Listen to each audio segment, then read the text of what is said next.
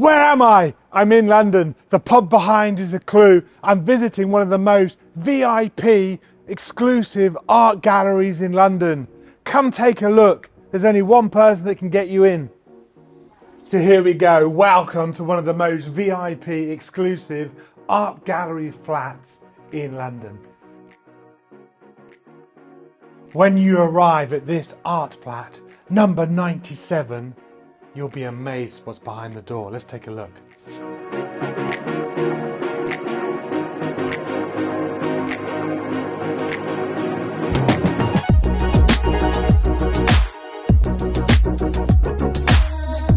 When you are visiting London, you want that most VIP luxury experience in a VIP flat. There is only one person that can grant you access, and that is our man Neil. Fantastic, guys. Wow. Truly special moment. 1944. You didn't expect that, did you? That's older than me. Welcome to the channel. I've got such an amazing treat for you today. I am at an exclusive art flat in London. I've never been to an art flat in my life. Have you? If you're coming to London and you want to see some exclusive, amazing artwork, I'm so delighted to introduce Neil. Welcome, Neil. Thank you, Paul. Welcome to my art flat in London. It's amazing. I can't believe it. I've never been to such an amazing thing. I've been to Miami, I've been to New York. I've seen some amazing things. So, an art flat. How did you come up with that idea? It's a good question, Paul. Tell us. It's a good question. I'm a property guy. I have a property investment portfolio in London. And I rent out my properties mainly to wealthy students in the surrounding areas around here, Covent Garden and London. So art has always been my Saturday job. My Saturday job is the art flat. And so you say a Saturday job. So how did you come up with the idea? When did you start loving art? How did that happen for you? I've been involved over the last 30 years with various children's charities. Okay. And I've always collected sporting memorabilia. I've been very lucky through my golf to play with lots of celebrities. Yeah. And I've met them and they knew that I was supporting charities, and they used to sign things for me. So I collected sporting memorabilia. I created montages with these sporting memorabilia, framed them, learnt how to frame them, donated them to charities, and I realised I was actually quite good at it and raised a lot of money for charities. But you enjoyed it as well, though, yeah? I loved it. Again, it was my hobby. It was a hobby that become out of control. So, the art flat, how did that happen? When did you come up with the idea? So out of the blue, I got a call in 2010 from my best friend, Adrian, who lives in Miami, South Beach. And he said, Neil, I've come across this amazing collection of art.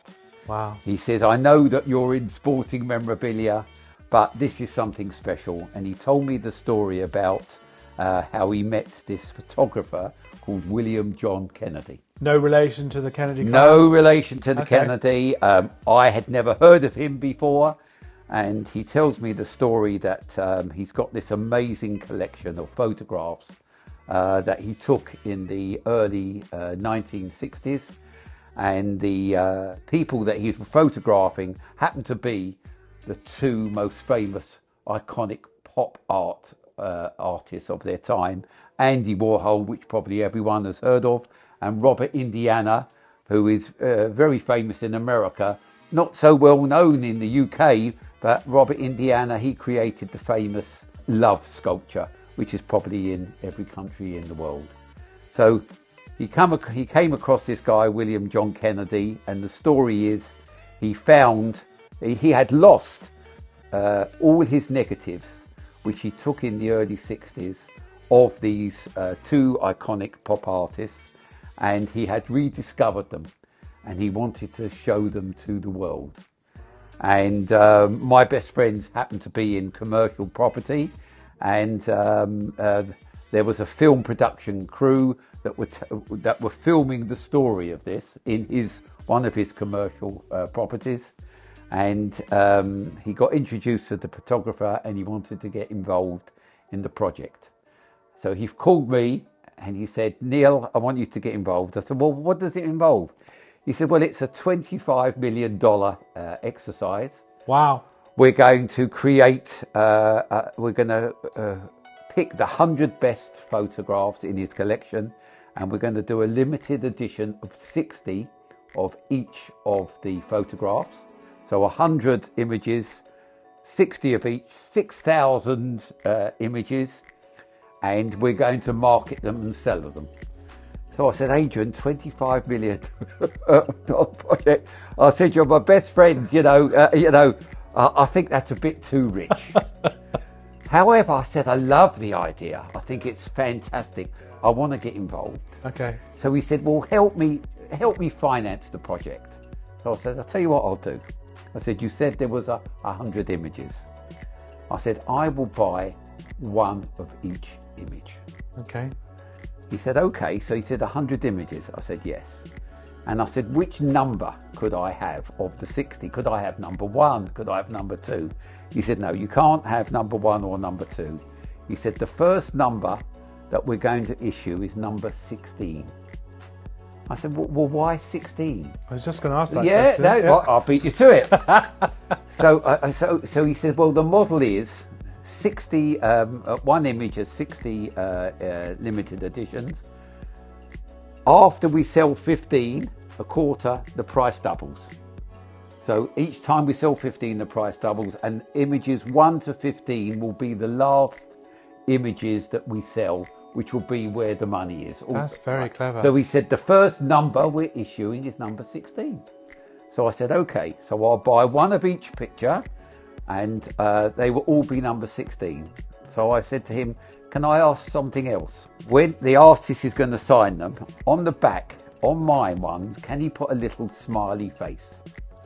He said, yeah, I'll ask him if he put a little smile, just to distinguish my one. So he calls me up a couple of hours later, and he said, there's no way he's going to put a smiley face. He's got this fantastic collection. He's not going to upset the integrity of the collection by putting a smiley face. Very valid point. I said, it's a very valid point, but I said, I'm not going to buy the images. Wow. Wow. Oh, that's a big deal About breaker. 10 minutes later, he said, he's agreed to do it. Well, if you see a happy smiley face and you've got arts at home, have a look at the back and see if someone else has put a happy smiley face. He needed the money. He told the artist he needed the money. So anyway, so I bought 100, and so here, about 3 or 4 months later, I get a shipment, FedEx shipment, delivered to my home in North London, 100 images, unframed, all in boxes. And my wife, I hadn't told my wife, of course. Are you still married? And I thought, what are you going to do with them? And literally, I hid them or stuck them under my snooker table in North London. So these 100 images, these priceless images, stuck under my snooker table. Oh man! So that's how I got involved. So over the years, he started selling the images, and whenever he got short of money, I got the phone call. Do you want to buy another couple of images or whatever? So, I did over the years, I bought a few more, and I ended up with about 150 images. So, coming back to your question, why the art flat? At some stage, I thought I will have to take them out of my from underneath my snooker table and show them. So when I was buying some property off plan from Berkeley Homes, 2 flats came up in this lovely development in the Strand, and I thought, you know what, I'm going to make one of the flats, instead of renting it to tenants, I'm going to rent it to my art. Wow. So I came up with the art flat. Very clever. So when I bought this in 2018, it was a good excuse to take all the dust off all the photographs, bring them all to the art flat, frame them all up, and put them on, as many of them on display in the art flat. You've done an incredible So job. they're all on display. They look fantastic. And then I thought to myself, I've got an art flat. I've got all the art on the wall. I haven't got any customers. It's a closed door. There's no one to see it. Well, as we told everyone before, you are the only person who can give you access to this exclusive art experience, and it's tremendous. Yeah. So my challenge then was, how do I commercialize and how do I get people to see this art? And I found this photographic art consultant lady called Elizabeth Smith. She works for Christie's, Bonhams, all the art galleries. And I said, look, I've got this collection in my art flat in London. Under your snooker table, gathering dust. She said, what's an art flat? You know, so I said, look, I've got this pictures of Andy Warhol. She said, really? And she was really quite intrigued. Yeah. So she came to visit me, and she was the first person that came through the door. And as she came through the door, I saw her mouth drop. She said, Neil, where did you get these from? I've never seen anything like it. I said, I know that I've got something. I just need some help. How am I going to, commercialize these? How am I going to get these, show them to art lovers and art collectors? And to be fair, she held my hand, explaining to me, what to do, the right way to market it. And she initially said you should maybe show it to a few galleries in London. And I did show it to a few galleries in London, but I could see they just wanted to exploit the collection. And I felt that it would be better doing it myself. So I used my charitable connections. And what I did is I created a charitable product whereby I donated evenings at my art flat, donated it to charities, and the charities auction these evenings up in their black tie doos in the West End. And it was the product is a champagne and canapé evening for 12 people, where they come and see the art. I entertain them. I have a private chef that comes in the flat, and I talk about the art. And I did this, and each evening helped raise the charities between £15,000 and £5,000 per evening. And I started getting some very interesting characters coming through the door.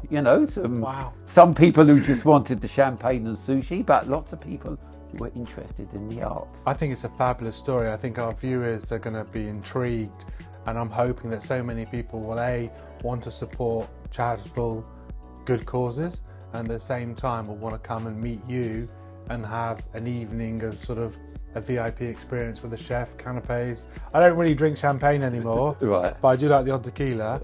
But so how long have you been doing this? So obviously I was stunted a little bit. I was just getting onto a roll. COVID. But of course we had the dreaded COVID. Yeah. So just when I was getting onto a roll, I sold some nice pieces. I got a bit of cash in the till. Yeah. I started to convert some of the pictures that were under my snooker table. My wife was happy because she could actually see that I was actually doing something worthwhile. We had the dreaded COVID. But you know what? I went back to my consultant, Elizabeth Smith, and I said, look, however great the collection of art that I've got here, the biggest weakness of the collection is that the photographer, the artist, William John Kennedy, is not a famous photographer. He's not a well-known photographer. So I said, let's try and make him more well-known. Yeah. Let's move him up the leagues. Like get him from the Division 5, get him up to Division 4, Division 3, and try and get him in the top league. And when people understand who he is, then obviously that will create more interest for people to see my art, especially as we come out of COVID. So what we did is we approached, she approached various book publishers, and we found a fantastic coffee table book publisher who specialises in art. and the publisher is a company called ACC Book Publishing. And here we are. This is the book which was called William John Kennedy, and it's called The Lost Archives. And this tells the story of all the images that I have in the art. May I have a look? Yes, of course. It's a beautiful book, very colourful, and it tells the story of all the images. And this book has been sold all around the world. You can buy it on Amazon. I think it's £30 retail. There's some naked ladies in here. That's taken me a bit by surprise. Ultraviolet. Yeah. Hello, Ultraviolet. You're a beautiful lady. No, it's a great book. We're very, very proud of it. It's forwarded by Patrick Moore, and Patrick Moore is the CEO of the Andy Warhol Museum in Pittsburgh.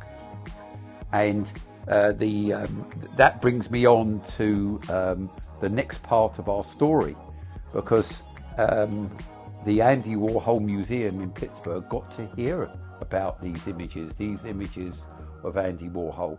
I mean, we've got the prize image. Yes. Is sitting in front of us here. So, do you want me to tell you the story of please, this one? Yes. Educate me. It's, I can see some amazing, interesting things. So this the story behind this image is that William John Kennedy was a friend of Andy Warhol and Robert Indiana, and he was working with them in the early 60s before they were famous.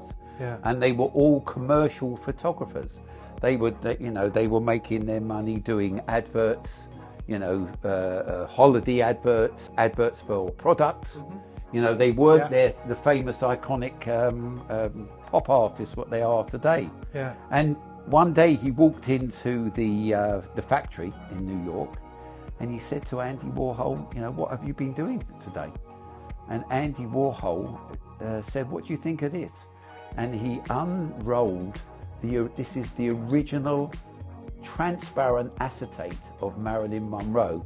And because it was transparent, the face of Andy Warhol could be seen looking through the transparency. And the photographer caught the image of Andy Warhol looking through the Marilyn acetate. Such a moment in time, because this was an era where before Andy Warhol was famous, one thing, and also it's the first time this Marilyn image had ever been seen. The world hadn't seen it, and now this image of Marilyn is probably the most iconic image in the art world. Recently, the blue Marilyn, I think, was sold in Christie's in Los Angeles for £200 million. $200 million, an amazing amount. And Christie's, who sold it, the only reference they had of how this Marilyn was made was from the William John Kennedy picture.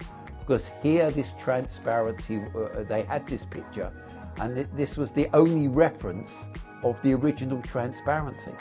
So again, this image became very important. Beautiful. I mean, her lips, her eyes, just everything. If you see in this left-hand corner here, Paul, you can tell everyone what number is that. Can you see what number that is? Yeah, I'm going to have to take a closer look. look. What number do you think it is? What number do you think it is? What I was going to say, this is number 16, but it's not. It's number 42. Why 42 out of 60? I was going to guess 16. No, number 16 is on the wall there. But I'm even more confused. 16, 42. This 42. Was another. Do you remember I said I was buying more images? Yeah. Anyway, each one is numbered, and each one is signed by the photographer. Like I said, going back to the story, the museum got to hear about these images, and they loved them. And what they wanted to do is they said, how can we get involved? So out of the 100 images, they picked the best 5. They picked the best 5, and they created what they call the Andy Warhol Museum box set. Wow. And they made 50 box sets, and these box sets were sold in Art Basel in 2012. So let's say someone wanted to buy this particular picture. how much would I be looking at today? So today, if I want number so if 42, you wanted to buy this number 42 in the art flat today, it is £60,000. As a ballpark figure, all the images, the in price is £5,000, and they go up to £100,000, which are the box sets, and all the other images fall in between. So that's you know, if you were to buy an original Warhol, you're talking millions, tens of millions. This is a fantastic way to have a bit of Andy Warhol art, all certified with a great story, with a book behind it, at a reasonable price. And that they're investments, because as I said, as the name William John Kennedy, he's climbing the ladder. As he's climbing the ladder, he will get to, now that the Andy Warhol Museum recognise him, there's books all around the world, he will become more of a household name. As he becomes more of a household name, all these arts will become more of investments. Well done. So I think I've explained how the art flat is involved. I've told you about my charity endeavours. The other way that I promote the art is through meeting people like yourself, who have access to high net worth individuals who obviously like their art. And what I'm offering is, I'm offering private VIP viewings to come if people are visiting London and they want to come and see some of this art, if they're interested. They can bring in what some I'm friends, saying. a group of They can give me a call. They can come here for 30 minutes, an hour, before they go out for dinner, before they go to the theatre. It's a lovely way to see some art and have access to it. And what sort of group numbers for champagne and canapes? The champagne and canapes, I do the evenings are for 12. Yeah. But I also do individual private viewings, or I can do viewings for 5, 6, 7, 8 people. All depends. I'm open to speak to people, and I'm here most of the time. I set up my property offices here in my art flat, and that's another reason why I use the art flat for my property as well as my art. Fantastic. So my art is my Saturday job. I love it. There's great stories behind all the images, but that, I think I've told the story, how the art flat has evolved. Fantastic. So everyone, thank you as always for watching today. Don't forget to like and subscribe, hit the notifications button below, and we can all come and visit this wonderful, wonderful experience at the art flat. It's an exclusive experience. Reach out to Neil in the links below. And thank you so much, Neil, for sharing this with us. Thank you, Paul. Thank you.